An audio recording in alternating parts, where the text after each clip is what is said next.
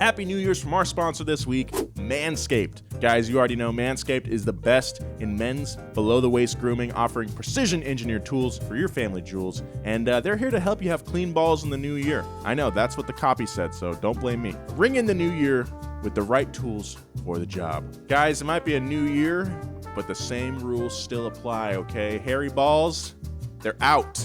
Trimmed balls are in. Manscaped is here to give you a New Year's resolution that you'll actually want to keep. The Perfect Package 3.0 is the below-the-waist grooming package you need to start off this year strong, okay? Inside the Perfect Package, you'll find their Lawnmower 3.0. Great product. This thing is waterproof and skin-safe. It's going to reduce nicks and cuts to your two best friends. It's also got a little LED light on it. It's a game changer, okay? It's also time to freshen up down there in the new year. The Crop Preserver is an anti-chafing ball deodorant and moisturizer. Come on, guys. You already put deodorant in your armpits. Why not put it somewhere else kind of smelly, okay? And for on-the-go freshness, you'll love the Crop Reviver Ball Toner Spray, okay? It's just a little refresher. Start the new year with a fresh set of testes thanks to Manscaped. The Perfect Package 3.0 has a few different ways for you to smell and feel your best. Speaking of smelling good, Manscaped's got a new refined cologne, okay? It's got the same signature scent that's in all Manscaped formulas. It smells great. This cologne is a perfect complement to the rest of your collection. Think of it as your wingman for the night to keep you fresh and ready for anything. I'm talking anything. Manscaped will even throw in their Shed travel bag to keep all your goodies stored and ready to go. Talk about comfort. The Manscaped anti-chafing boxer briefs are also included and will bring your underwear game to the next level. These things are actually quite comfortable. Take it from me. On the rare occasion that I have all clean laundry, the first pair I go to grab is the Manscaped boxer briefs. They're that good. Bring sexy back in 2021. Get 20% off plus free shipping with code GAS20 at manscaped.com. That's GAS20 at manscaped.com, so they know we sent you. Your balls will thank you. Thank you, Manscaped. The year 2002. The event, the Cyprus Rally of the WRC in the mountains of Troodos. The driver, Colin McRae. It had been 7 years since Colin's World Rally Championship win in 1995. Now, he was in the lead, both in points for the Drivers' Championship and at the Cyprus event in his Ford Focus RS. Colin spotted a chance to cut a corner through some bushes. It would only save him milliseconds, but every turn was an opportunity to build his lead. However, hidden in the bushes was a low wall. Colin and his co-driver, Nicky Grist, rolled. A helicopter shot caught the aftermath. The right side of the Focus was badly damaged. Colin was karate kicking the fender above the front right wheel, trying to straighten it out. The passenger door was completely unhinged, banging back and forth, but incredibly, the car was still driving. "We lost the power steering," recorded Nicky Grist over the team radio. The lead had also been lost, but Colin pressed on and finished the stage. Meanwhile, the team used hammers and crowbars to literally bang the car back into shape. Ford's manager advised Colin to drive steady and settle for second. But for Colin McRae, whose motto was, "If in doubt, flat out," driving steady was not an option. Colin entered a fast section of the course. The Scot was pushing his damaged Focus to the absolute limit. An upcoming long bend was classified as a 5 right plus, a fifth gear corner that Colin approached in 6th. It was too much speed and Colin rolled his Focus again. The car was so battered, it almost looked unrecognizable, but amazingly, it was still running. Colin took off down the course, but Nicky was confused. His pace notes suddenly didn't match any of the turns. Nicky suddenly realized that they were going the wrong way. Colin yanked the handbrake, spinning the Focus 180 degrees and continued on. He finished in 6th. Perhaps only Colin McRae could make crashing again, and losing a race seem like greatness. In his co-driver's words, it was Colin's Mad Max moment. We don't just want to see people win. We want to see them persist. So we have to ask the question. Today on Past Gas, is Colin McRae the greatest rally driver of all time? Past Gas Podcast. It's about cars, it's not about Fords. I don't want to do ballet. I want to rally. It's funny that you mention that he was karate kicking it, because karate is not just a sport. It's survival. No fear. Wow. No fear. Yeah, that's an appropriate quote from the book of No Fear. Welcome back to Past Gas this week with an intro this time. I'm Nolan Sykes, joined as always by my two co-hosts, James Pumphrey. Hello. And Joe Weber.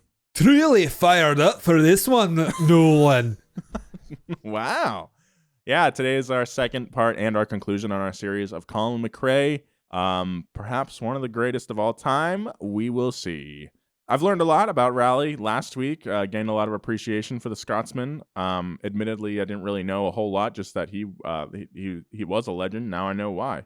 And today we're going to dive further into that. We're going to see where he transitions from driving for Subaru to Ford, as we mentioned in the intro, what he did after his career, like he took to the track and he competed at the X Games, a very legendary moment. Yeah. Speaking of no fear, that gold Subaru was a no fear, had a no fear livery. Well, I think that's what sparked the entire no fear bit yesterday. Is after I said that, James had to find an Angel Fire site with every no fear every quote. Single no fear. Hit me up at nofear@donut.media if you want me to send you the Angel Fire complete list of every no fear saying. It's really like, it's great. I looked at it for like 20 minutes yesterday. I really do feel like we found the equivalent of like the Dead Sea Scrolls, or absolutely. like a new Bible. This is our Rosetta Stone. Yeah, 100%. This is a huge discovery. It's not formatted in a conventional way by like first letter or something. It's formatted by length. So it's got a cool shape to the list too. Yeah, it's just bright red. I believe it's some sort of Comic Sans. Yep. And it's just over a black background. There's a really primitive GIF of the no fear eyes up top, which is really cool. It's pronounced GIF, not GIF. No fear. Yeah, I think this deserves its own episode. You know, what mysteries do the Angel Fire collection of no fear quotes? What do they hold? What does it mean? Is it some sort of cipher, perhaps, like the Zodiac Killer, or is it something else? It means life is a contact sport, Nolan. No fear. I do remember that one. I think my friend had that shirt. Many are called, few are chosen. No fear. I think we've talked enough about no fear. But don't worry, James. You'll get a chance to talk about no fear later in the episode. So, after winning the World Rally Championship in 1995 at the age of 27, might I remind you, Colin McRae was a worldwide celebrity. His name was now synonymous with rally. He was awarded the Member of the British Empire Award, the third highest British honor, basically becoming a knight of the round kids table. For 27 years, Colin had dreamed of being a champion, and now he was one, and was pretty damn awesome. But a congratulatory call from faraway Calgary, Canada, eclipsed all the praise and attention Colin was receiving. On the other end of the line was Allison Hamilton, his girlfriend from his teenage years and his co-driver on his very first ever rally win. In 1994, the two had split. Allison had moved to Canada to try to start over, clearly putting as much distance between herself and Colin as possible. A year had passed. Allison had picked up the Calgary Herald, and there, a few pages in, she saw it printed in black and white. Colin, her ex, was world champion. Oh, now might be a good time to call up my ex. Oh, I should see what Colin's up to. Shortly after the phone call, Allison recalls that Colin, quote, plucked up the courage to come and bring me home. Shortly after, the two got married. Isn't that sweet? Mm-hmm. Like many young prodigies, Colin was living life backwards to a certain extent. First, he'd reached the highest level of his discipline, and now he was catching up with living his life. I can totally relate. Same. Yeah, sometimes you need a gap year. Yeah, sometimes you need a gap 15 years. Part of what had distracted him from everyday life was his relentlessly competitive attitude. For example, before he became World Rally Champion, ProDrive, the company that ran the Subaru Rally team, invited Colin to guest race in the British Touring Car Championship. The race was at Knockhill, Colin's local circuit, so he would have some familiarity with the course. It was mostly a publicity stunt, and a bit of fun for Colin, who had never raced a track car in competition. McRae got off to a rough start in qualifying. He had insisted that the ABS in his 3 Series BMW be disabled for the race, and within 3 laps in testing, he had spun off the course. Eventually, Colin McRae. a classic McRae, dude. Eventually, he got it together and qualified a reasonable 15th place. Out of the 2 races, Colin placed 8th in one, aided by his knowledge of the course.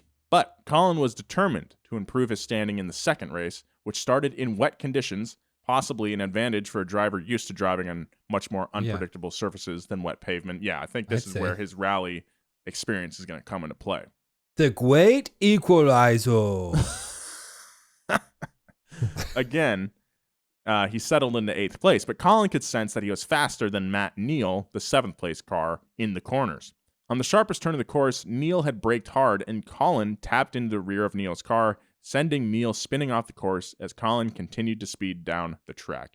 The move didn't fly with the stewards, however, who waved the black flag and disqualified McRae from his first and only touring car outing. That seems a bit excessive. I mean, I haven't seen the footage of this, but it sounds like it was a little bit more serious than just a racing incident. So, bad luck for Colin. For McRae, it was a fun experiment that had come to an abrupt end. For Steve and Neal, Matt's father and the manager of the team called Rimstock Racing, it was infuriating. Steve Neal threatened to, quote, find McRae, rip his head off, and shit down his neck. Becoming a bucket for human waste was not on Colin's bucket list, so he headed straight to the ProDrive trailer to hide out until the Neal team could cool off. I'm going to rip your head off and shit down your neck. It's like a rock line. That is definitely a rock Fast and Furious line. Except he wouldn't say I don't think. Yeah. I'm going to rip your head off and do my bad business down your neck. Don't wear a hat tomorrow because I'm going to rip your head off and crap down your neck. Mamacita.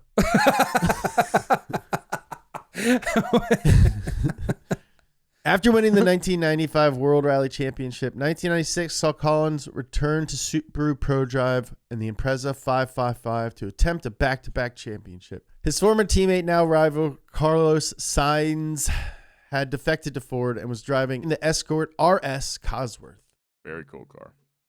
Meanwhile, Toyota was banned for a year after the turbo limiter cheating scandal of the previous season. With that ban, Rally was down to 3 official teams: Subaru, Ford, and Mitsubishi. The principal driver for Mitsubishi was a Finnish driver named Tommi Mäkinen. Hell yeah. Driving the Lancer Evo 3. At 32 years old, Mäkinen was a little more seasoned than Colin, but unlike McRae, was still without a World Rally Championship title of his own. Tommy's really cool because his Evo said his freaking name on the front bumper. It was like it had a sick red and white livery, like Mitsubishi livery, and then it just said Tommy on the front. It was Tommy who got off to a hot start in the season's cold weather opener, winning in the snows of Sweden. The next race was the Safari Rally held in Kenya. The race was famous for its massive length, 927.5 miles altogether in 1996. Challenges included the very real danger of hitting wild animals on the course. Each car was fitted with bash bars on the front bumper to address this issue. Tommy benefited from Mitsubishi's service innovation, where the previous strategy across Rally had been to service each corner of the car individually, depending on need. In Kenya, Mitsubishi started assigning 2 technicians to each corner and fully servicing the car at every pit stop. Soon, all the teams would adopt the same strategy, but for the time being, it meant Mitsubishi would win the Safari by a massive margin, nearly 15 minutes over Subaru. Jeez. That's so sick that it wasn't a technical innovation. It was pure strategy. Yeah, it's just like, let's add more people. Of course. Let's get some more guys and we'll just do it every time. At this point, Mitsubishi, they had a pretty long rally heritage. In the late 60s, they had entered a race in Australia to kind of prove their worth as a reliable brand. That's what that's the whole point of Rally, was to be like, hey, we make tough cars. But they had been kind of struggling. I do believe the Galant was a rally car for a little while. Yeah, definitely. And then they took that. They developed a new all-wheel drive system and the 4G. What is it? 63. 4G63T engine. The turbocharged four-cylinder and a new all-wheel drive system for the Lancer, which was just like a little economy car, but now is the Lancer Revolution. And then the cherry on top was Tommy Mäkinen. He had a lot of experience in rally already, and he was there to help develop the Evo even further. So this strategy definitely, that was like a new way of thinking in rally, but also like the combination of Tommy, who had yet to like get a car that was really to his level in his career, and this new technology is really what like put Mitsubishi over the top. It was a perfect storm. You had the guy, you had the car, you had the team. Next up on the schedule is Indonesia, the third continent to host an event in as many races. With 95% humidity, drivers were required to drink as much as 14 liters of water a day to stay hydrated. Oh, goodness. How many? 14? I drink 27 liters a day, just in normal LA humidity. I'm probably the healthiest out of all of us. That's 3.69 nice gallons. Wow. That's a lot of gallons. Monsoon rains would intermittently drench the course. It was a test of greatness for many of the drivers, too great of a test for some, as Tommy and Colin were both forced to retire, giving Carlos Sainz his first victory of the year. After Indonesia, it was a quick 16-hour flight over to Greece for the Acropolis Rally. Colin recovered from the sophomore slump common to champion drivers, winning 10 stages of the race and holding the lead for the entirety of the event to earn a first-place finish. 4 races into the season, and all 3 teams had scored a win. In a season that had already roamed from the near Arctic to the African desert to the monsoon-drenched islands of Indonesia, the next race held in Argentina would prove to be the wildest. Unlike the season's previous contests, the biggest obstacle was not natural, but man-made. And when we say man-made, we mean literal men and women and kids, thousands of them packed onto the course and standing right on the road, reminiscent of the hectic scenes of the 1980s Group B rallies. Colin complained that, quote, there were far too many spectators standing on the road everywhere. The pressure was too much for Colin, who rolled his car. Even in crashing, his wrecked car was mobbed with spectators. Tommy Mäkinen would win Argentina as well as the next 2 events in Australia. Although Colin fought back at the end of the season to win in Italy and Spain, it wasn't enough to catch Tommy in points, and the Finn sped ahead to his first World Rally Championship. Still, the new rivalry that had ignited between the 2 men excited the sport. For the second time in 2 years, Rally had a first-time world champion. Yeah, it's exciting, especially when it's a different manufacturer as well. I just want to talk about Argentina for a sec. One of their most iconic stages in that rally is like they're going through these really like, it almost looks like they're going through like where a volcano used to go. A lava flow, basically. It's like, you know where a volcano used to go? Hey, you know where my volcano used to go? A mountain? They're going. Are you talking about like a mountain? Yeah. It's like a super. If you just look up Rally Argentina right now, it's like super craggy rocks, just like in this little ribbon of dirt road through these huge rock formations, and you can see like people are like standing on these rocks as you're flying by. It's just, it looks like they're rallying on a different planet. It's so cool. I would love to check out Argentina during a WRC event. That'd be so cool. I'd love to just drive on this road. Craggy rock. Craggy. I love craggy. That's my favorite word right now. Aggro crag. Remember that? Yeah. From Guts. Please. I looked up aggro crags for sale a couple months ago. That would be fun to just have in the back of Zoom calls. So like people could be like, did James win Nickelodeon Guts? Wait, the aggro crag was the trophy or the mountain that they had to climb? The aggro crag was the mountain, but if you won, you got a piece of the crag. Oh, that's cool. Oh, you get that like little green trophy thing? Yeah. Yeah. That's the stones that the crag is made out of. Whoa. I would destroy an aggro crag right now. I feel like I'm at my best physical state. I could just climb up that super quick. At one point a couple years ago, I was like, man, if I could go back and play football in high school right now, I would rule. Oh my God. I feel that now, probably every other week, man. Yeah. And now I'm like, you know what? I probably wouldn't anymore. Yeah. The 1997 season saw the McRae-Mäkinen rivalry go from spark to a flame. As Carlos Sainz struggled to find the top of the podium, it was once again a two-man race for the championship between Mäkinen and McRae. Rule changes to the sport led to an expanded schedule that included a grueling 14-event calendar. Additionally, Group A was replaced with a new system where the cars no longer had to be homologated, meaning vehicles could be specifically developed for rally without manufacturers having to market a publicly sold vehicle. Colin won an impressive 5 times over the course of 97, besting Tommy, who won 4 times. But the consistency and technicality of the Finnish driver, who retired only 4 times over the course of the season, put Tommi Mäkinen exactly 1 point ahead of Colin, even though Colin won the last 3 rallies of the season in Italy, Australia, and in front of an adoring crowd for the season ender in Great Britain.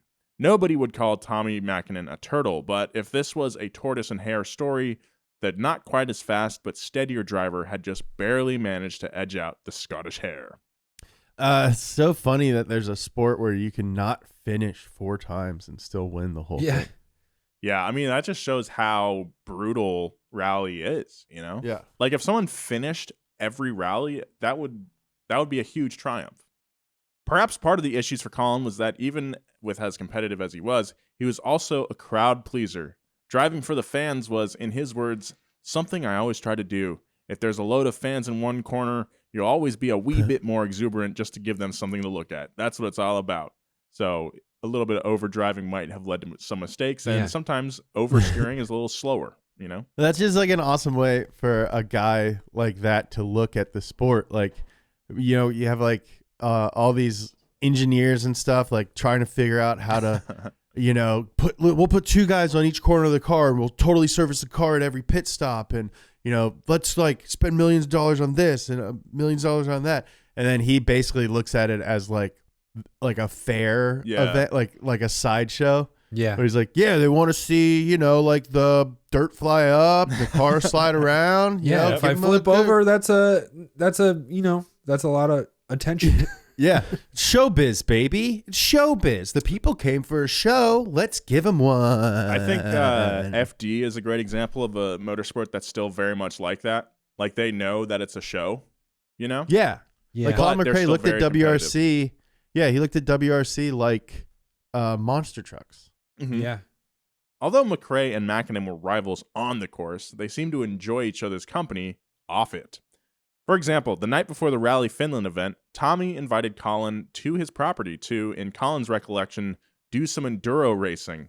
Tommy tore down a road and Colin followed, sticking with him for 2 hours before Tommy finally pulled over. His destination, a local cafe where Tommy went in and ordered a beer. Aware that he'd be racing the next day, Colin tried to order water, but Tommy insisted that the Scotsman drink with him. Colin knew that Tommy was trying to wear him out before the race, but his pride got the better of him. He had the beer, and the 2 drivers drove on through the night. Dude, Finns know how to drink. Isn't Osbo Finnish?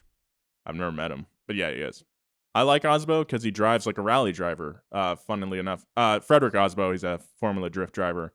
But his style is like, he's just so fast and so precise. But when you watch him drift, to me, it looks like rally driving. I wonder if that has anything to do with like experience ice racing. I think it does, dude. He spends a lot of time on ice in the off season. That's cool. Yeah. I want to do that. The videos are so sick. Do you remember that video of like the go-karts, like souped up go-karts on the river? Yeah. Frozen over river? Yeah. I want to do that so bad. And That sounds really fun. I'll pay whatever to make that happen. I would pay $3,000 for that experience. Yeah, to fly up to Finland or something and go ice drifting. Yeah. Yeah. Anyway, professionally, things weren't so breezy for Colin McRae. After the close contests of 96 and 97, McRae lagged behind both Mäkinen and Sainz in the standings in 98. If in doubt, flat out, or in the case of the 1999 season, switch teams. After 8 years with Subaru, Colin left the team and joined Ford. Of the change-up, Colin said, quote, I could stay with Subaru and possibly be there for the rest of my career, or I could go to Ford and take up a new challenge. I could justify staying because the team has been built around me and I know everyone, but perhaps this is the time to bite the bullet and take a fresh direction. Wow. It's a tough decision. That really is. But, I don't know, sometimes Sometimes you got to switch it up. I mean, after 8 years too, like you don't really owe them much anymore. I don't think. No, you got him a title. You got them that title. You've made the Subaru iconic. I mean, to this day, like to me, like I mean, just like to this day, if you're gonna buy a blue Subaru, you gotta put gold wheels on it. Yeah. That's just what I think. Yeah. And that's because Colin McRae made that car so iconic. Right. And when you think of Colin McRae, you think of that car. Yeah. You don't think of a Ford. Well, we're gonna talk about why maybe you should, James. Yeah. Do you know what Ford actually stands for? Fast only rallying dirt. Wow. Fast. Oh, yeah. Perhaps by coincidence, the day Colin signed with Ford was his 30th birthday. Ford was unveiling a new car, the Focus. With Subaru, Colin had taken ProDrive from a teeny tiny team in 1991 to one at the pinnacle of the sport, and he was sure that Ford was the place to give him his second championship. To do so, Ford pledged to spend money, a ton of money, not just on R&D, but on Colin himself. His birthday present from the Detroit manufacturer was a contract valued at £3 million per year, a long way from the $10,000 a year deal he started at ProDrive not so long ago. As the ink dried, Colin could say he was on top of the sport in at least one sense. He was now the highest paid driver in rally history. Wow. Now I know Ford is based out of Detroit, but I think it was Ford of Europe that probably put this together. For sure. Yeah. But it's fun to say stuff from Detroit. Yeah. Still, the money couldn't guarantee Colin what he wanted most, another title. His Ford debut was at Monaco. On inspection, the Focus was determined to have an illegal water pump. McRae still drove in the race with an appeal on the ruling pending. Colin won 4 stages for an overall 3rd place, but the FIA held firm and the Focus was disqualified and Colin's podium finish was revoked. It was a frustrating start and a sign of things to come for the year. An illegal water pump. That's so lame. That's like when what was it? I think it was the Mini Cooper when it first ran at Monte Carlo. It got disqualified because of an illegal headlight. What? Yeah. What was illegal about it? I don't know. It was like I don't think it was stock or something like that. Something stupid. That's dumb. Something that would have no bearing on the performance of the car. What was weird about the headlight? It was a turbo. Well, I guess you have a point. We're all looking to save money, right? Especially now. What if I told you can have an extra $961 in your pocket every year? That's how much Gabby customers save on average per year on car and home insurance. That's no little sum of money. $961 can go a long way. That's why when I was shopping for insurance, I went with Gabby. I personally do not like shopping for insurance this time of year, but I always have to do it. It's just a part of life. You got to do it. Well, the good thing is that Gabby takes the pain away from shopping for insurance by giving you an apples to apples comparison of your current coverage and 40 of the top insurance providers out there, like Progressive, Nationwide, Travelers, Geico. All you have to do is link your current coverage. Within minutes, you'll be able to see quotes for the exact same coverage from all these different providers. You compare, you contrast, you get the best price. That's what Gabby does for you. That's what I did. I actually just got a new car. I got a 4Runner and I needed to get insurance for it. So Gabby helped me out with that. It was super easy. I didn't overpay anything. I feel like I got a freaking steal out of it. And like I mentioned before, the average savings for Gabby customers is $961 a year. What do you spend $1,000 on every year? Gas? You could have another car and fill it up with gas every single week. And if they can't find you savings, they let you know as well. They're never gonna sell your info. Everything is super secure. You're probably overpaying for car and home insurance. It's just, I'm sorry, you probably think you're getting a really good deal. I bet you're overpaying. So why not see how much Gabby can save you? It's totally free to check and there's no obligation to buy anything. So why not? Go to gabby.com/gas so they know we sent you. That's gabi.com/gas. Gabby.com/gas. Thanks, Gabby's Insurance. Let's go! As the season continued, McRae retired or was disqualified out of an eye-popping 11 of the 14 events. Oh my God. Although he won 2 of the events where he managed to finish, it was an unacceptable result. What a weird season. The Focus was undeniably fast but unreliable, a deal breaker in rally. Seemingly in the blink of an eye, it was Tommy Mäkinen, not McRae, who is the undisputed king of rally. having now won more championships in a row than anyone in the history of the sport. That's why they put his name on the front of the car, man. The 2000 rally season saw a reunion of sorts as Carlos Sainz joined Ford, making him and McRae teammates just like back in the Subaru days. The season was a disappointment for both men, however, as they finished 3rd and 4th in the standings. 2000 saw the return of Colin McRae as he experienced the scariest accident of his career to date at the Rally de France in Corsica. Colin had rolled his car countless times, but he usually remembered what happened. In his words, "I know it happened, and I know why it happened." Nicky Grist, his co-driver who had replaced Derek Ringer after 1996, filled in the details. Colin was going around a very long 6th gear corner around the side of a mountain. To his left was a steep rock face. To his right, a wooded ravine. As the turn tightened, Nicky read out the pace notes for Colin to switch down to 3rd. But as he was reading, he realized something had gone wrong. They were driving much too fast.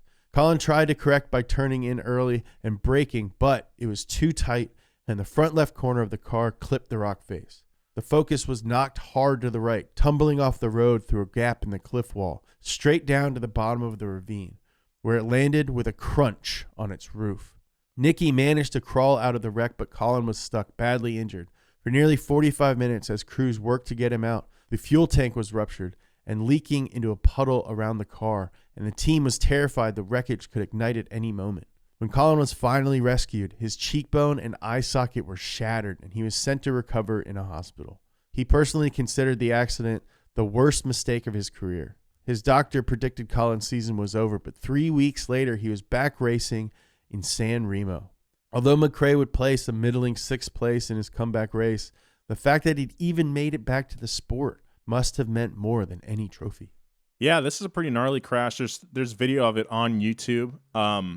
And what's even crazier, I don't think this was during competition, because in the video, both Colin and his co-driver Nicky are wearing short sleeve shirts. I think it was like just during a recce run, as it is, a reconnaissance run. Wow. And yeah, so like he clips that corner a little too much. The side of the hill acts like a ramp, and just like he goes up on 2 wheels, and there's nothing really you can do at that point.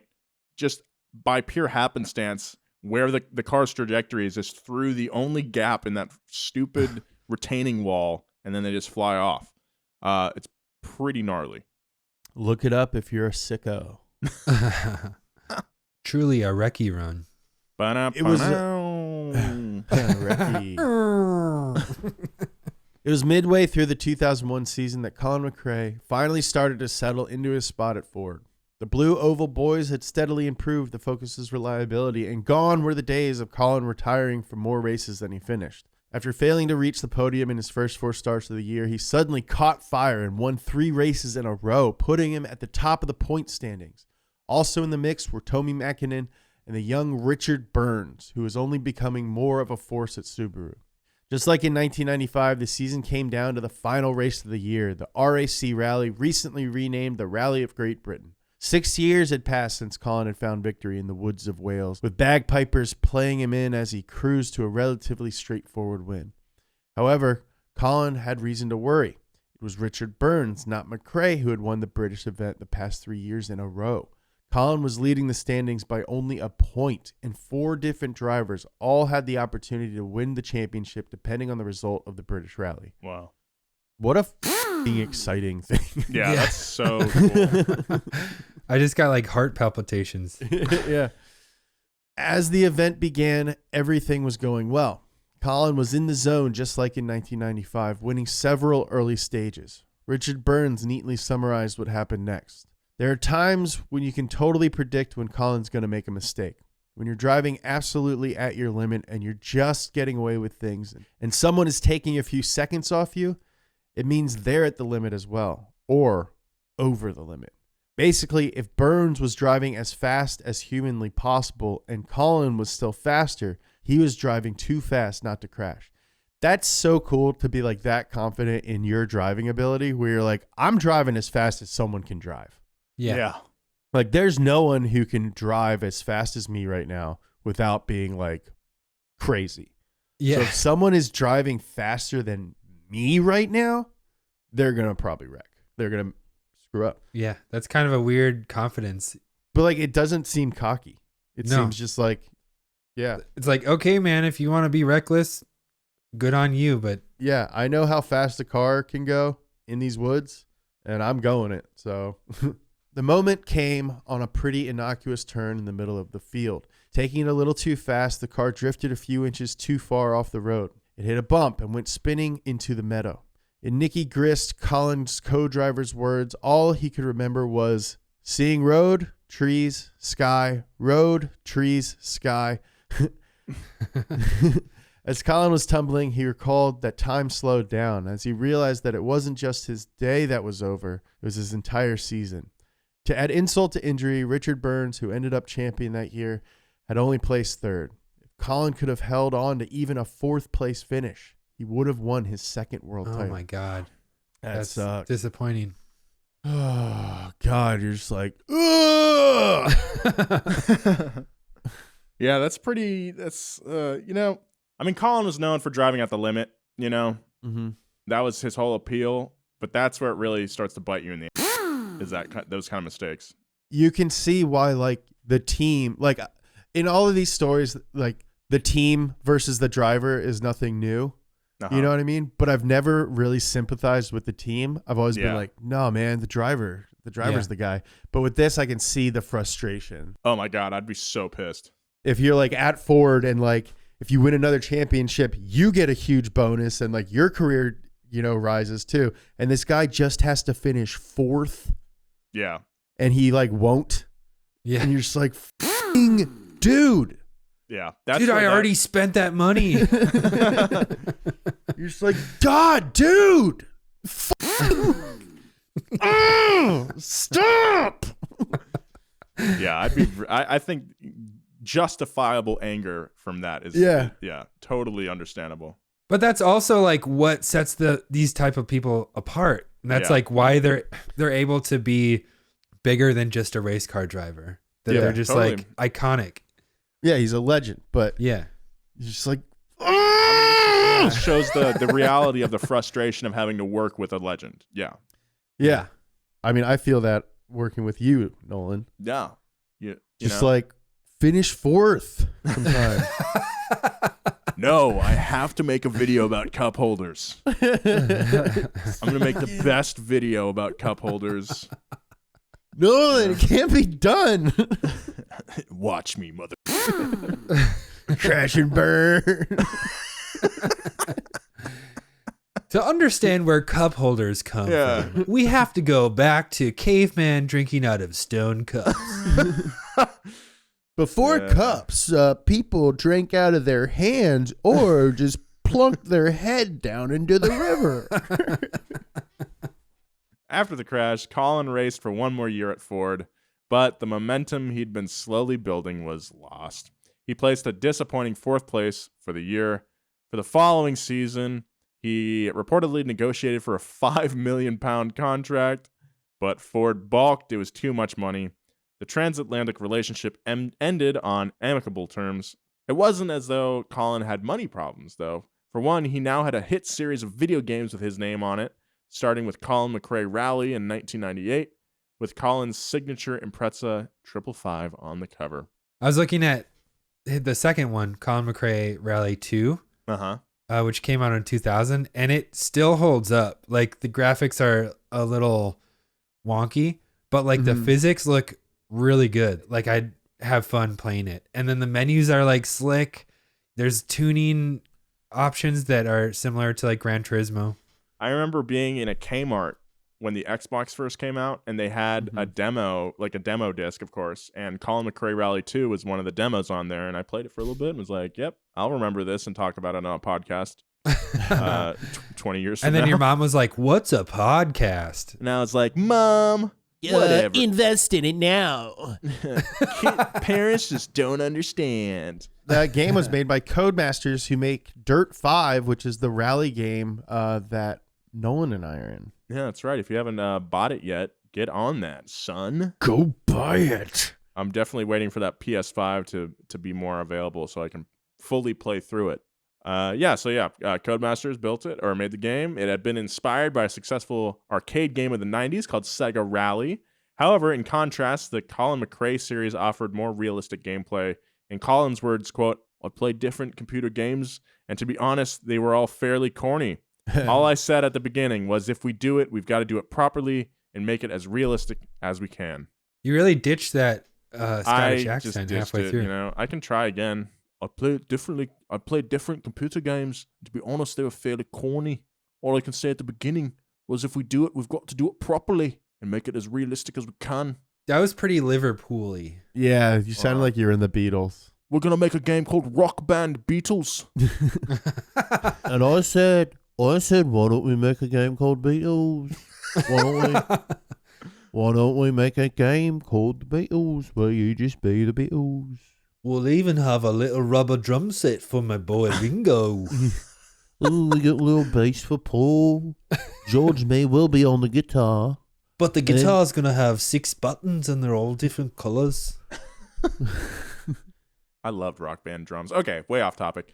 The release of Colin McRae Rally was well timed with the release of Gran Turismo a year before, creating a massively increased audience for sim racing titles. In 2002, as McRae's job with Ford was ending, the third game of the series was released for Xbox. That must have been the one I played at Kmart. It's hard to know how much Colin made off the game series, but safe to say he was dirt rich, not dirt poor. Nice! Colin McRae's dirt. Filthy rich, not dirt poor, but safe to say he was filthy rich, not dirt poor. He was filthy. Better joke. From Yeah, being that is... covered in dirt because it was called Colin McRae's Dirt. He forgot to wipe his hiney before he went to school. Oh my god! What? In 2003, Colin joined Citroën, driving the Citroën Xterra.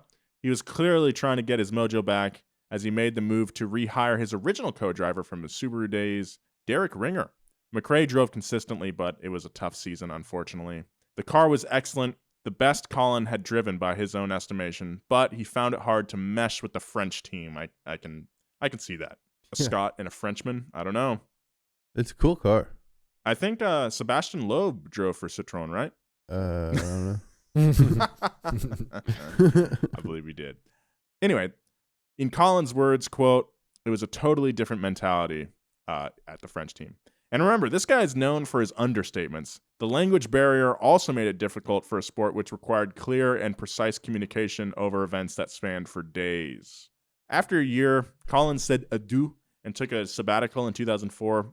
It felt a bit like the end of a rally era, as Tommy Mäkinen, Colin's greatest rally rival, retired from the sport altogether as well. Adding to the changing of the guard vibes, 2004 was also the year that Sebastian Loeb won his first World Rally Championship. Nobody knew it at the time, but it was the first of an astonishing 9 in a row WRC championships for the Frenchman.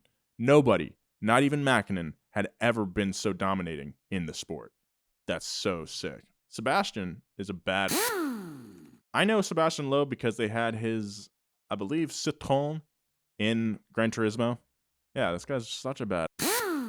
What made that possible for him to win 9 in a row? I don't know. I think maybe we'll have to do a series on that, perhaps.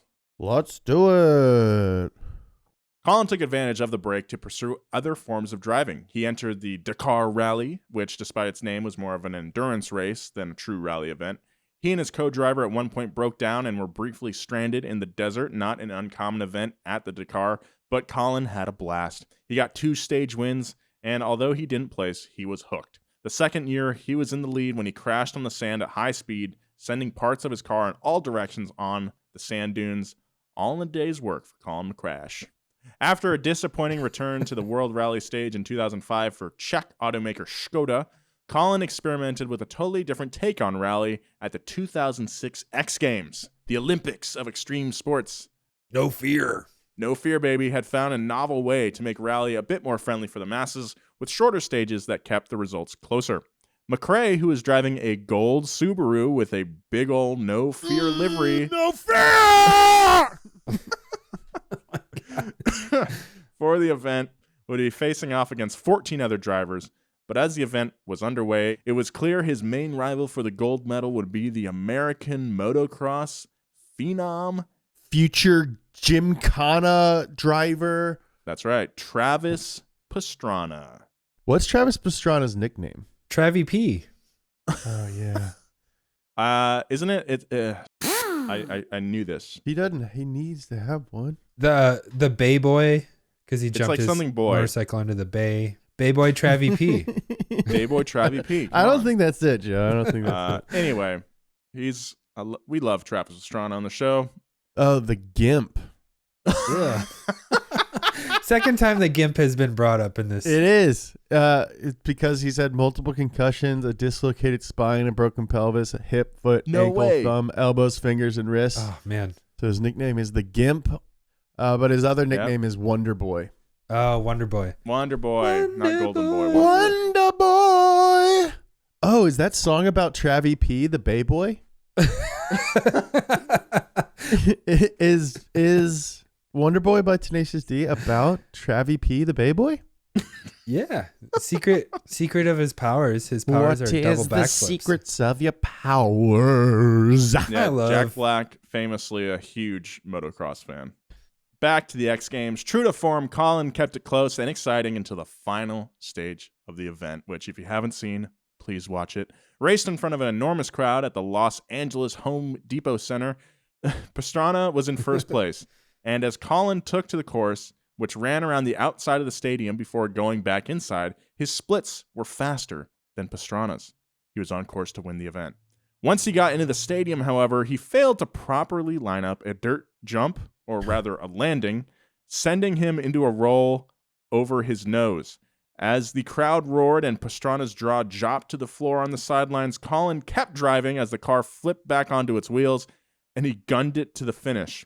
Although he lost by just over half a second, the crowd was cheering, and it was clearly not for the winner of the event, but for Colin's incredible crash finish. Travis pumped his fist in amazement, not because he won, but because Colin had finished it all. Maybe no other moment sums up why Colin McRae's name is in contention for the greatest rally driver of all time. Even when he lost, the crowd was on his side. And if you haven't seen this, if you don't remember this, if you're too young, if you never watched in the first place, like this is like the most Colin McRae moment to ever happen, I think. It's amazing. I mean, the crash is amazing, and you're like, what? He did that? But then, like, just the driving leading up to that makes me so nervous because he's like going as fast as he possibly can. And it's just like through barricades and stuff. It's really cool precision driving. Yeah, I mean, he was on track to just demolish Pastrana's time. Yeah.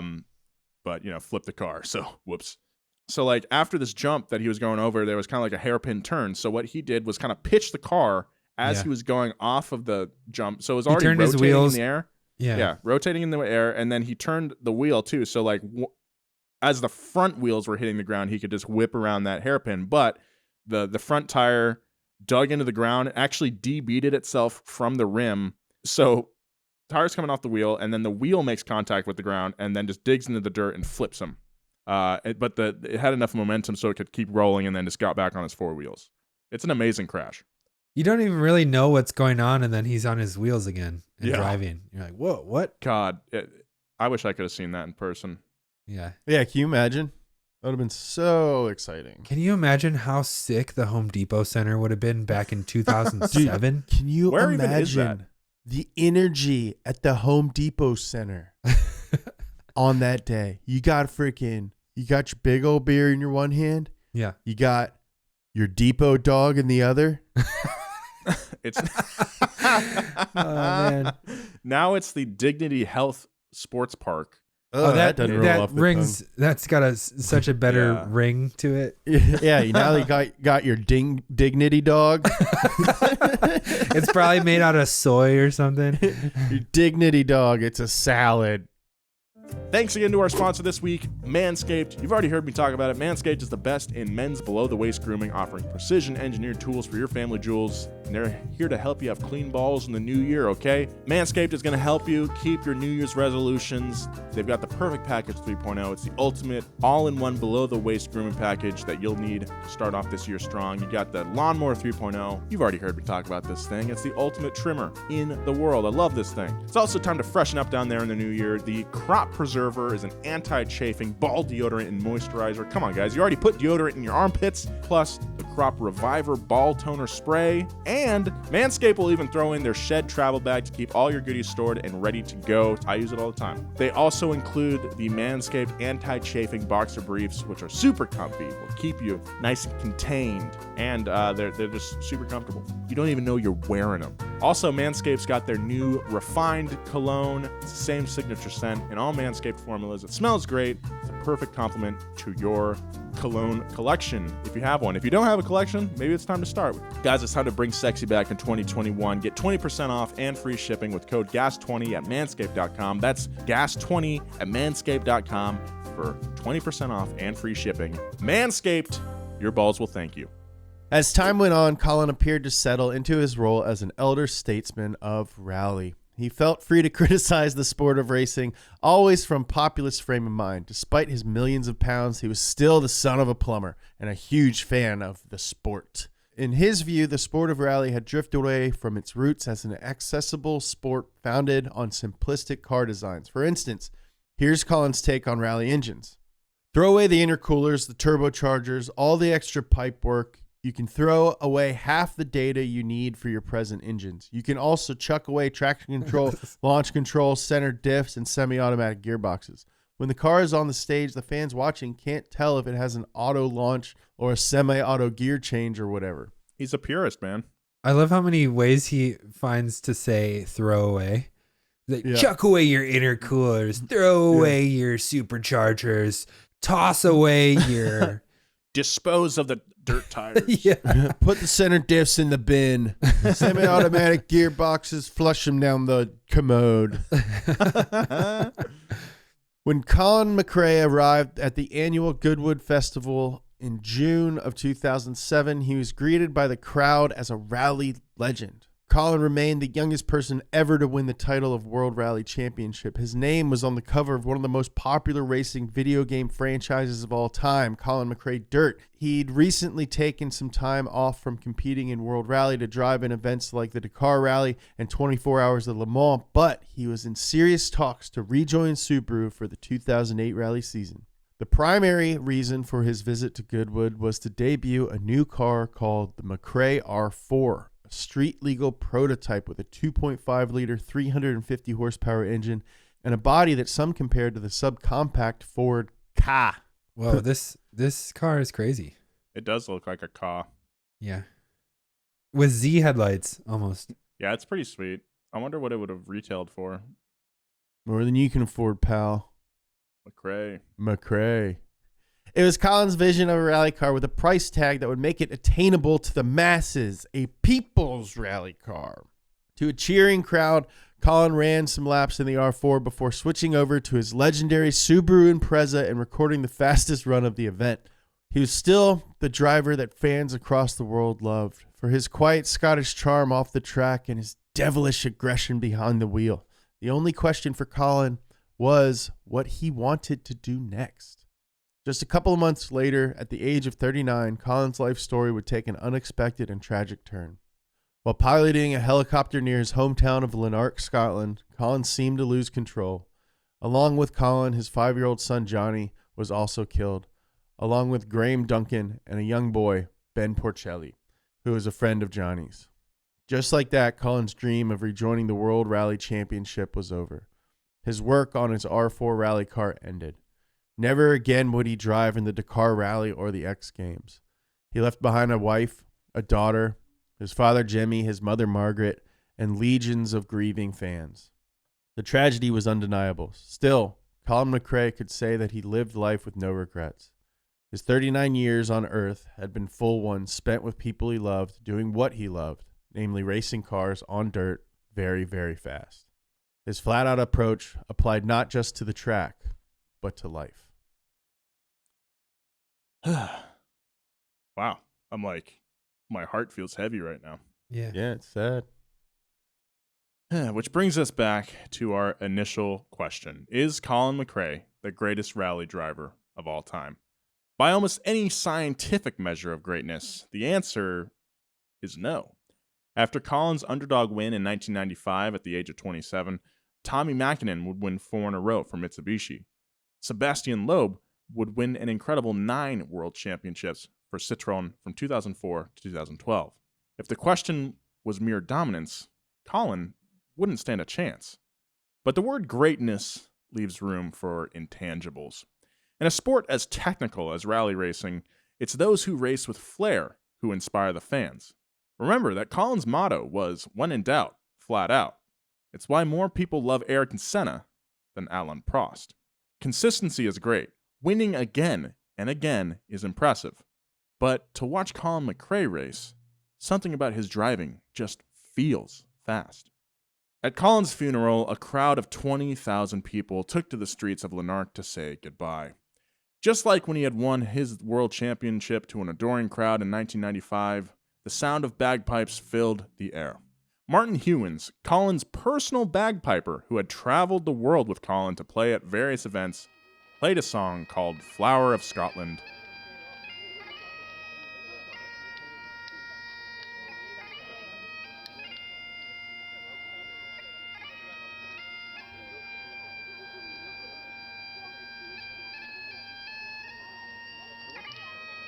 We'll never see the likes of Colin McRae again. He was one of a kind. What he did was become a people's champion, someone who everyone, not just Scots, but rally fans around the world, could count as one of their own. And at what he did, which was so much, Colin McRae was the greatest.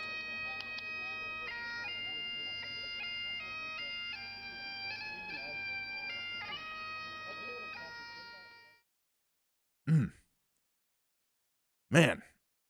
I know all these like tragic hero stories start out so fun and they get so sad, and then it's like, okay, let's wrap it up. And it's like, well, I could have wrapped it up 30 minutes ago. I would have felt before the sadness came. Yeah, before all the sadness came, and then it's like, I guess I'm just gonna go be bummed for the next hour. Well, I think we can take some lessons, I guess. Use that inspiration to carry you through the day, you know? I think the biggest lesson is stop going in helicopters. Get out of a helicopter. Get out of the helicopters. I hope you learned a lot, dear listener, in our series. I certainly did, because I really didn't know a lot about Colin, and now I think he's one of my favorite drivers. Certainly one of my favorite stories we've told on this show.